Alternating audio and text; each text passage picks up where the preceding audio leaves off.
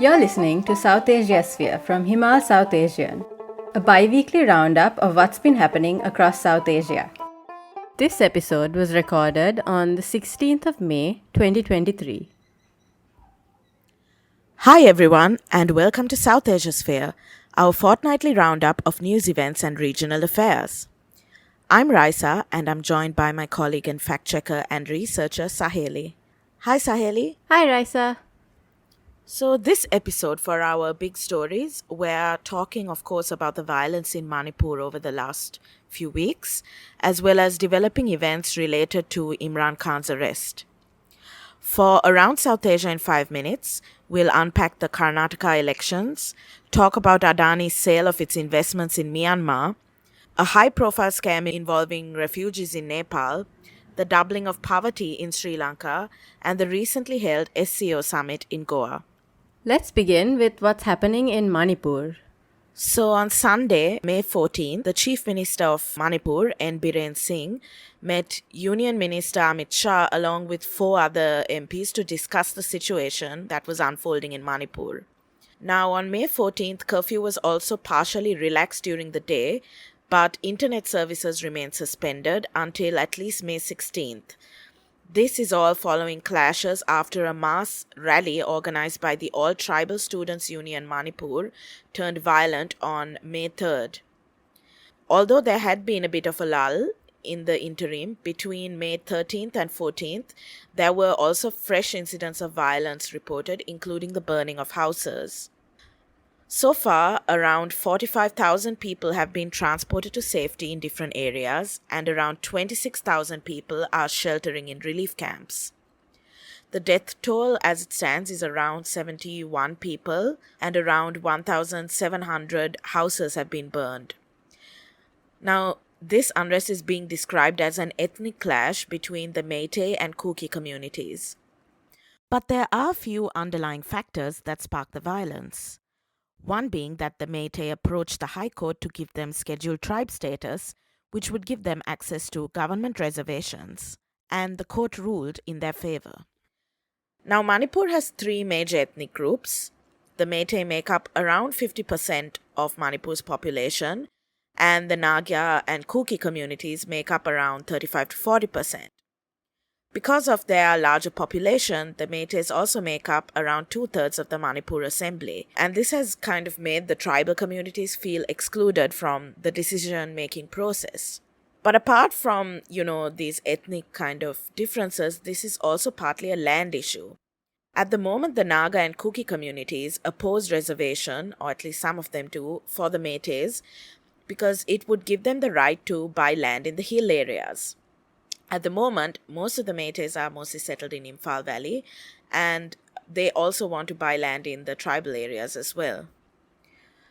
In February, Manipur's Forest Department actually evicted residents of a Kuki tribal village, alleging that they had encroached on the Churachandpur Kaupum protected forest area. So there's many different intersecting issues at play. It's being described as an ethnic conflict, a hill versus valley conflict, and tribal communities in the hills feel that their areas are more underdeveloped and that their issues aren't addressed adequately in parliament, and that they are more economically deprived than the Meiteis. These are just some of the factors that have led to mistrust between the different communities, and the violence is likely to lead to further suspicion. At the moment, all 10 Kuki MLAs are calling for separation from the state, claiming that Manipur's chief minister failed to protect tribal groups. As a Meitei woman from Waikurok village in Thorbung recounted to The Wire, "We may get some money to rebuild our house, but our worry is bigger than just getting a roof over our head. It is the fear of living as a minority in the village. The mutual trust is gone." So it's definitely a very volatile situation and one that we're going to keep watching closely. We'd also like to talk about an article that we published in 2016 called Majoritarianism in Manipur, and we'll link to that in the episode notes, so do revisit that as well. Protests in Pakistan have reached the military's doorstep. Anger against the arrest of Imran Khan has turned into violent confrontations with security forces.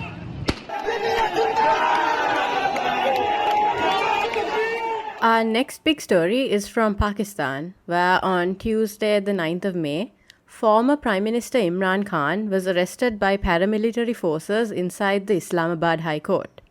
The arrest was reportedly in connection with charges against Khan by the National Accountability Bureau.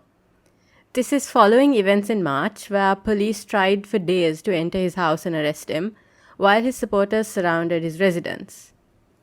Now, following his arrest, there was widespread unrest seen throughout Pakistan. At least 9 people were killed in the violence and more than 4,000 people were arrested.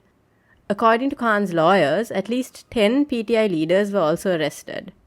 Social media sites were blocked and an internet shutdown was ordered. Now, on Thursday, May 11th, the Supreme Court declared that Khan's arrest was illegal and unconstitutional, and the next day he was granted bail by the Islamabad High Court, in this case and in 3 others. And the court also ordered that authorities couldn't arrest him again in any case until the next Monday. Now, Khan has been granted bail several times in connection with the more than 100 cases brought against him since he was removed from the post of Prime Minister. Some commentators and critics have argued that the judiciary is biased towards Khan, and the court's reaction to his arrest has sort of added to this theory. Supporters of the ruling coalition are staging a protest outside the Supreme Court. And on May 15th, the National Assembly, which is the lower house of the parliament, approved a resolution to file a reference against Chief Justice Uma Atta Bandial over alleged misconduct. Now, another notable aspect of the recent events surrounding Khan's arrest is how openly blame is being placed on the very powerful army.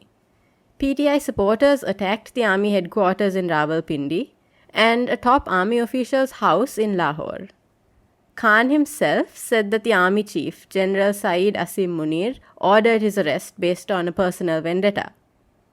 We published a brief in December 2022 by Salman Rafi Sheikh discussing how the tussle around the appointment of Munir as army chief led to Khan's ouster as PM, and another piece by Salman in January 2023 discussing the army's role in Pakistani politics. Do check those out for a bit more context on the recent events. They're both linked in the episode notes. And now for our next segment, Around South Asia in 5 minutes. On May 13th, Congress in India won 135 out of 224 seats in the Karnataka Legislative Assembly, securing around 43% of the vote. This was around 5% more than the 2018 elections, while the BJP were only able to garner 66 seats. Now, part of the reason for BJP's loss, according to analysts, was high prices, especially for gas cylinders. Corruption, too, has been seen as a major local issue in the state, with Congress often referring to 40% Sarkar, referring to the bribe allegedly taken by BJP officials to greenlight state-funded infrastructure projects. Apart from that, a spokesman for the BJP has conceded that party infighting and a lack of leadership at the local level contributed to their downfall in Indian Express. Also in focus are some of the decisions that were imposed by the BJP government in Karnataka, including the hijab ban on Muslim students and anti-conversion laws, plus the scrapping of a 4% reservation in government jobs and educational institutions. Now, while this is being celebrated by Congress as a victory for secularism, analysts are divided about how much the result will impact the 2024 Lok Sabha polls. However, the win has certainly boosted the confidence of the Congress party. Although there's also been some discussion floating around on, some of the candidates who will come forward as the chief minister, which kind of suggests that, these problems aren't going to be solved just by Congress being elected.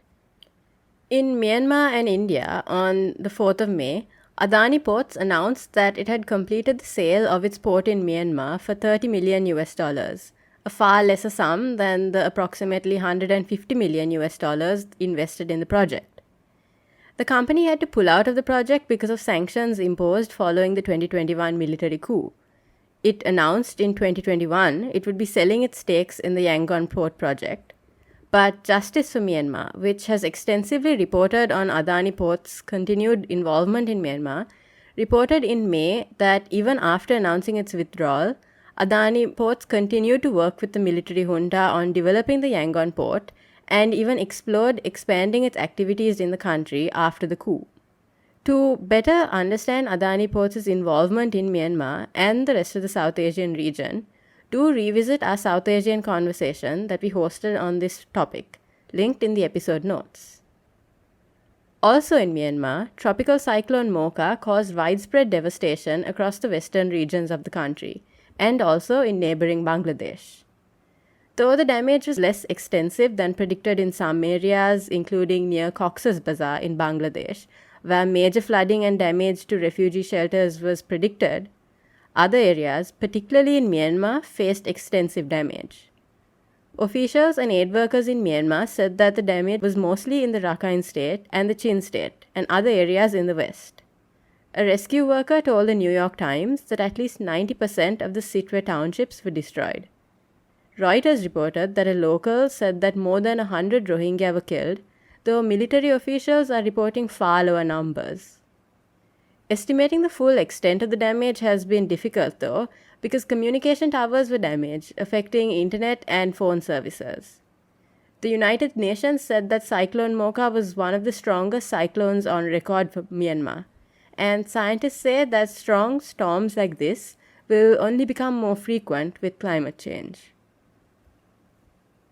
Nepal has seen a string of high-profile arrests connected to a case where Nepalis were being cheated out of millions of rupees in exchange for being sent to the United States posing as Bhutanese refugees. On May 3rd, Nepalese police arrested Tek Narayan Pandey, the secretary of the Vice President's office, for being implicated in what is being called the refugee scam, while on May 10th, Congress politician Balkrishna Kant, the former Home Minister, was also arrested. Arrest warrants have also been issued for CPN-UML Secretary Top Bahadur Rayamaji, his son Sandeep, and Pratik Thapa, the son of former Home Minister, as well as Indrajit Rai, advisor to the former Home Minister, and his son Niraj. Now, many of them are accused of accepting bribes in order to facilitate this scam, and around 875 Nepalis have been cheated out of their money. After the 1990s, Nepal saw a large influx of Nepali-speaking Bhutanese refugees called Lodsampas, who were driven out by their government in what has been described as an ethnic cleansing drive. Now, from around 2007 onwards, the UNHCR began settling these refugees in third countries, mainly in US and Europe. So the scam involved Nepalis posing as these refugees. Now, the 5 primary accused in the case turned informer about their political benefactors and provided the police with audio records, phone logs, and messages, which is what was used to justify their arrests. It will be interesting to see what happens to the top officials who have been implicated in terms of accountability. In Sri Lanka, new statistics are revealing the extent of the impact of the economic crisis and new policies on citizens. The World Bank estimates that the poverty rate doubled between 2021 and 2022, pushing an additional 2.5 million people into poverty. Urban and rural poverty are estimated to have tripled and doubled respectively. Meanwhile, the World Food Programme said in its latest report that 6.3 million people in Sri Lanka were acutely food insecure in 2022, which is almost 1/3 of the population. For comparison, in 2019, food insecurity was at 10%. Meanwhile, the newly formed Sectoral Oversight Committee on Alleviating the Impact of the Economic Crisis said that 1 in 3 school students of Sri Lanka do not have a sufficient meal for breakfast or don't have breakfast, and that 1 in 5 children are malnourished.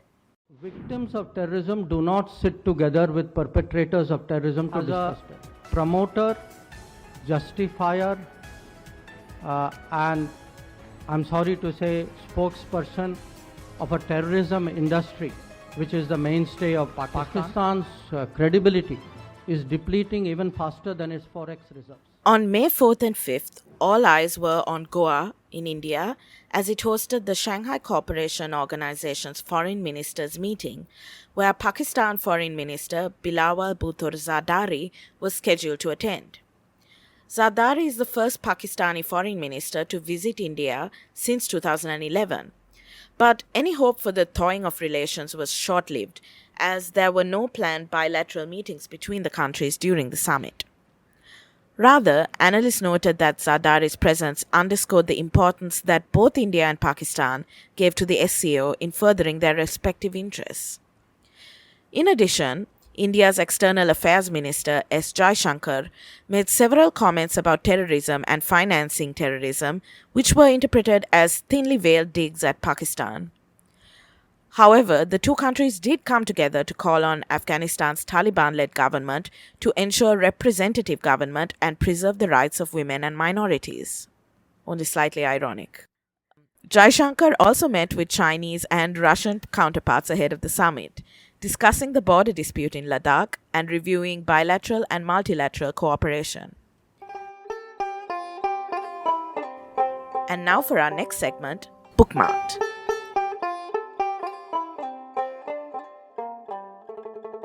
Saheli, do you have anything to recommend? Yeah, Raisa, I do. So this week I'm recommending Hinba, directed by Wema Seden, who passed away recently. He was one of the few Tibetan directors working in Tibet, meaning that his films had to pass, the very strict scrutiny of Chinese government censor boards. So his films, including Hinba, aren't overtly political, but it's a rare insight into life in Tibet. Now, this movie is about a truck driver named Hinba who picks up a hitchhiker, who also shares the same name, who tells the driver that he is on the way to get revenge for the murder of his father. Wema Seden is known for using really long takes in his film, and I think it works really well in Hinba. For example, in the beginning of the movie, there's these long takes of the deserted road that the truck driver is traveling down, and it creates this slow, dreamlike atmosphere of the movie. So I think his cinematography and his style really complements the setting, and it's a rare insight into a region that we rarely see.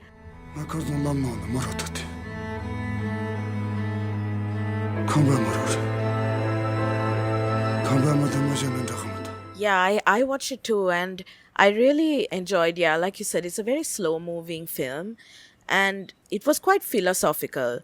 I feel like it was also talking about, this concept of murder, revenge, and karma.